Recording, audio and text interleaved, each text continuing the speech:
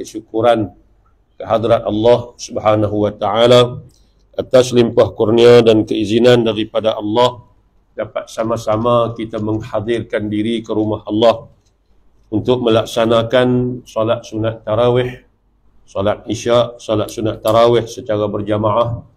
Malam ni malam yang kelima daripada Ramadan. Maknanya hari ni dah 4 hari, malam ni malam kelima.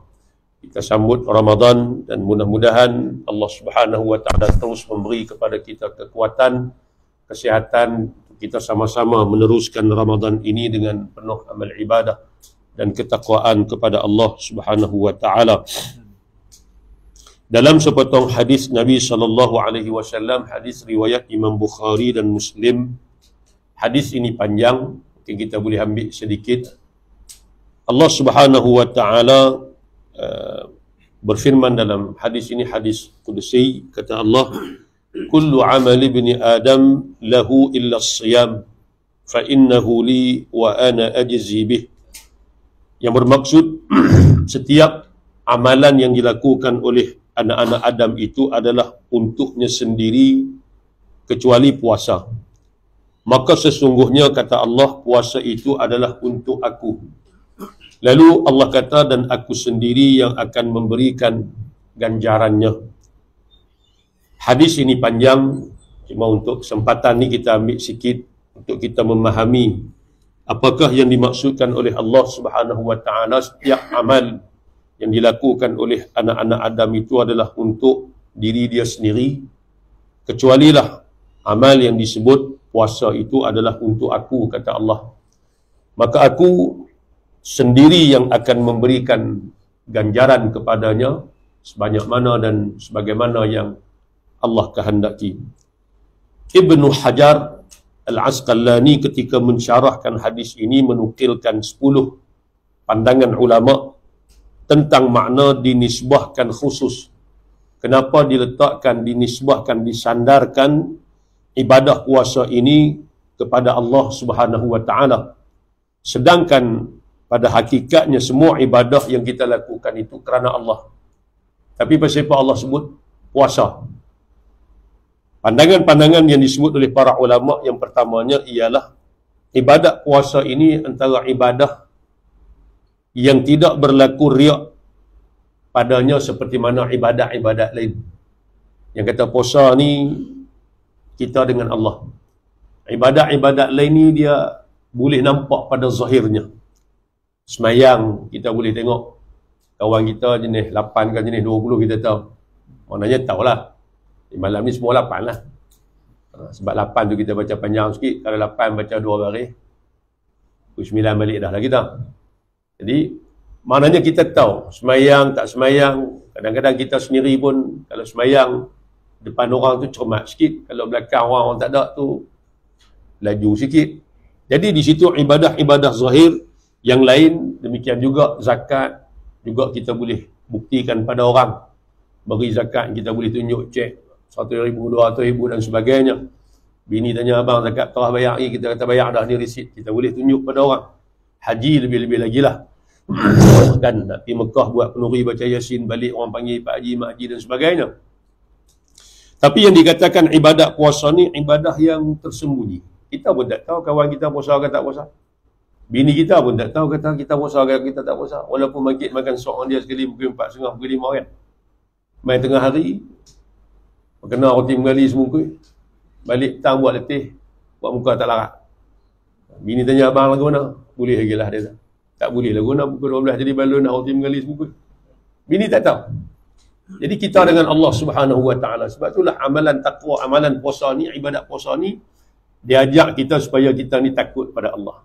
Duduk tak mana pun ingat Allah. Walaupun kita duduk seorang dalam kereta, coming gelap, tak ada siapa tengok. Walaupun ada yang mineral sebelah, ada roti, ada kurma lebih semalam, kita takkan makan dan kita takkan ambil. Bahkan kita tak korek hidung, kita pun tak berani memasukkan sesuatu dalam rongga, korek telinga macam mana bulan-bulan biasa. Sebab kita tahu perbuatan itu membatalkan puasa kita walaupun tidak dilihat oleh sesiapa pun. Maka ibadat puasa ni diajak kita lagu tu. Maka satu-satunya ibadah yang tidak ada riak di dalamnya. Hatta kadang-kadang kita ajak kawan makan, jom makan, dia kata tak apa-apa. Lama baru dia abang kata, Puasa itu pun habaq kerana terpaksa juga macam kita duk ajak. Maknanya satu ibadah yang Allah cukup suka dengan ibadah ini sebagaimana disebut dalam hadis riwayat Al-Baihaqi, laisa fis siyami riya'un. Tidak ada pada puasa itu perasaan riya sebagaimana yang dilakukan oleh ibadah-ibadah lain yang lain. Baik, yang keduanya yang dimaksudkan dengan puasa itu untuk aku dan aku yang akan memberi ganjaran kepada dia. Kata ulama, gandaan pahala puasa ni hanya diketahui oleh Allah Subhanahu Wa Taala. Allah nak bagi berapa tu, dia saja tahu. Adapun amal-amal lain, kita tahu Allah cerita. Sebagaimana Nabi sebut, man qara'a harfan min kitabillah falahu hasanah. Siapa baca Quran satu huruf, dia dapat satu kebaikan Allah ganda 10. Fal hasanatu bi 10 amsalha. Tiap-tiap kebaikan yang kita buat, Allah gandakan 10 kebaikan pahala pada kita. Ya Allah sebut dalam ayat yang lain, masalul ladzina yunfiquna amwalahum fi sabilillah. Orang yang membelanjakan harta daripada jalan Allah seumpama sebiji benih tanam, keluar satu pokok, keluar 7 tangkai, tiap-tiap tangkai ada 100 biji, mana 700 kali ganda. Tapi yang kata puasa ni, Allah Subhanahu Wa Taala kata, aku nak beri banyak mana, ikut suka aku. Sebab dia tinggal makan, dia tinggal minum, dia tinggal nafsu syahwat dia semata-mata kerana aku. Ini ibadat yang paling disukai oleh Allah Subhanahu Wa Taala. Ibadat, kata ulama, ibadah puasa merupakan ibadah yang paling disukai oleh Allah Subhanahu Wa Taala. Dan Nabi pun menyebut kepada kita bulan Syaban. Bila kita sambut bulan Syaban, kita sambut nisfu Syaban. Di antaranya disebut nisfu Syaban ni hari di mana Allah Subhanahu Wa Taala dibentangkan oleh malaikat amal-amal kita. Mana malaikat bawa naik report laporan tahunan SKT KPI kita setahun tu pada malam nisfu Syaban secara tahunannya. Secara mingguannya laporan dibawa pada hari Isnin dan juga Khamis. Dan Nabi kata, aku suka ketika mana dibentangkan amalku kepada Allah, aku dalam keadaan berpuasa. Dalam keadaan berpuasa. Baik, pada bulan Syaban, bukan nisfu Syaban. Pada bulan Syaban, amal itu dibentangkan kepada Allah secara tahunannya. Sebab tu Nabi kata, aku suka berpuasa. Sebab tu Nabi puasa pada bulan Syaban ni lebih daripada hak bulan-bulan lain. Yang ketiga, kata ulama, dinisbahkan puasa itu kepada Allah. Allah kata, puasa tu untuk aku dan akulah yang memberi ganjaran kepadanya, adalah tujuan untuk mengagungkan ibadat puasa daripada ibadat-ibadat lain. Ibadat lain pun memiliki keistimewaan dia sendiri. Tapi puasa ni, dia ada kelebihan dan keistimewaannya yang lain. Sehingga kan amal puasa itu dinisbah, disandarkan. Allah kata, puasa tu untuk aku. Sebagaimana kita sebut surau kita panggil rumah Allah. Kita nisbahkan kepada Allah. Nak abad kata, mulia. Walaupun mungkin binaannya tak setara mana, kayu, lama. Tapi, dia ada kelebihan dan keagungannya. Sebab apa? Sebab ini bukan macam rumah kita, rumah Allah. Masjid, walaupun kecil, walaupun binaannya mungkin tak sehebat mana, tapi bila diletak, dinisbahkan kepada rumah Allah, maka di situ ada kedudukan yang tinggi. Masuk, kena ada adab dia. Kan? Dengan doanya, boleh niat i'tikafnya, sembahyang sunat, tahiyatul masjidnya. Tak boleh kita duk buat umur macam mana kita duduk dalam rumah kita. Maknanya dalam keadaan beradab. Orang yang dalam keadaan uzur, perempuan haid tak boleh masuk. Maka itulah sebabnya puasa ini di atas keagungan dan kemuliaannya berbanding ibadat lain dan ibadat yang disukai oleh Allah, maka ibadat puasa itu diletakkan, disandarkan sebagai amal yang Allah kata amal puasa itu dilakukan untuk aku, kata Allah Subhanahu Wa Taala. Yang seterusnya, kata ulama, maksudnya ialah menahan diri daripada makan dan minum itu adalah sifat-sifat para malaikat yang mulia yang tidak makan dan tidak minum. Jadi kita tinggal makan, tinggal minum, tinggal nafsu syahwat kita. Ini di antara sifat-sifat yang dimiliki oleh para malaikat yang tidak makan, tidak minum, tidak mempunyai nafsu syahwat. Sudah tentulah amal yang kita lakukan ini amal yang cukup dikasihi dan mulia di sisi Allah Subhanahu Wa Taala. Yang seterusnya, kata ulama, amal puasa ini tidak memberi apa-apa manfaat kepada manusia dari sudut dunianya. Bahkan kita tinggal kesenangan.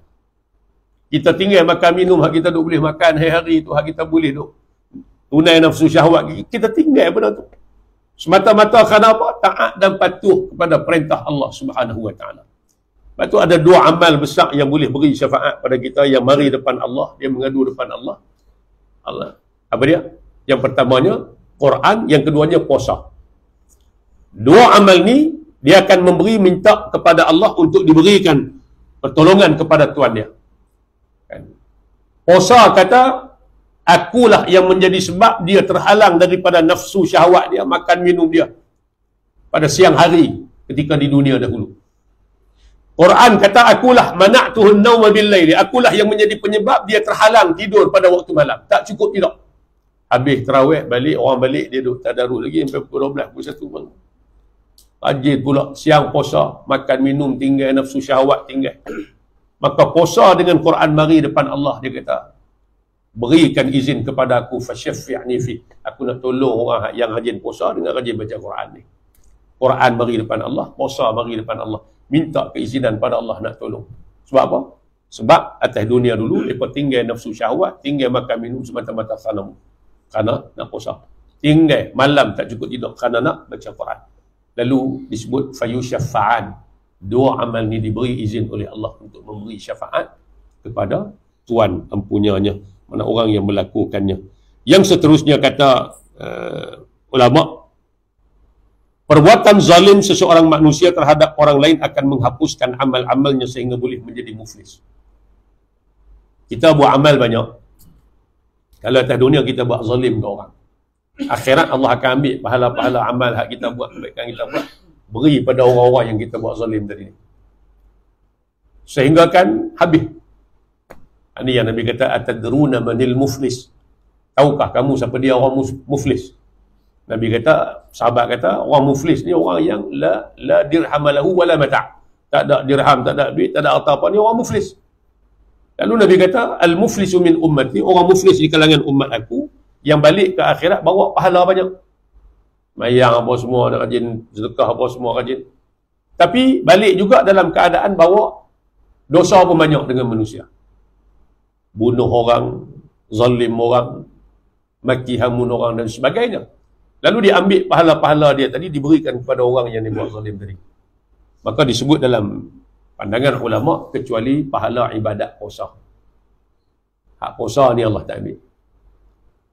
Hak puasa ni tak ambil. Kalau hak lain-lain tu dia ambil, beri pada orang yang dia buat zalim, habis pahala, dia ambil pula dosa kawan tu, ditanggungkan kepada dia tadi ni, summa turiha finnar, akhirnya dilemparkan ke dalam neraka. Kecuali kata ulama, pahala puasa ini tidak akan dihapuskan dan tidak akan diambil oleh Allah untuk diberikan pada orang lain. Ini khususiyah, keistimewaan pada ibadat puasa ni, sebab kita buat sanggup tinggal kesedapan dunia semata-mata kerana taat dan patuh pada perintah Allah Subhanahu wa taala. Maka inilah dikatakan, bahkan Imam Nawawi juga menyatakan pendapat-pendapat ini secara ringkas. Kemudian Imam Nawawi membuat kesimpulan bahawa nisbah khusus terhadap tersebut adalah untuk menerangkan betapa agungnya ibadat puasa ini dan betapa besarnya pahala ganjaran yang dijanjikan oleh Allah kepada mereka-mereka yang rajin berpuasa, lebih-lebih lagi puasa fardhu lah. Kemudian rajin melaksanakan ibadat-ibadat puasa pada hari-hari yang disunatkan untuk berpuasa ini. Maka hadirin yang dikasihi sekalian, kita sekarang ni duduk dalam bulan yang penuh dengan kemuliaan, bulan Ramadan, dan kita melakukan amal ibadah yang sangat dikasihi oleh Allah, yakni ibadat puasa. Siang kita puasa, malam kita mari semayang tarawih, jemaah isyak, tarawih belakang tu imam. Kan letih siapa boleh letih. Siang kita dah kerja dah, kan, balik kadang-kadang rehat sat, malam kita main pula balik 10, 11, 12. Tapi letih kita setara mana, letih tu dia akan hilang. Mana kita balik lagi, kita tidur pagi esok, letih semalam ni hilang. Tapi pahala kebaikan yang kita buat kekal di sisi Allah Subhanahu wa taala, dan inilah sebagai bekal kita untuk kita bawa balik bertemu dengan Allah Subhanahu wa taala. Jadi mudah-mudahan dengan sedikit perkongsian pada malam ni memberi manfaat pada kita bersamalah. Aqulu qawli hadha wa astaghfirullahal azim li wa lakum. Assalamualaikum warahmatullahi wabarakatuh.